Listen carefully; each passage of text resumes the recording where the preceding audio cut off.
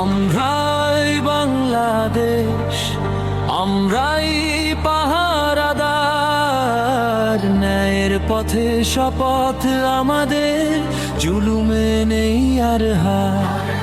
চোখে চোখ রেখে বলি আজ সত্যের ভাষা, ভয়ের শিকল ভাঙবে জনতা, এটাই আমাদের আশা।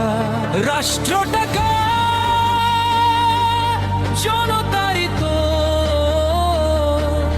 শক্তি, যখন এক হয় বদলায় ইতিহাসের গতিপথ।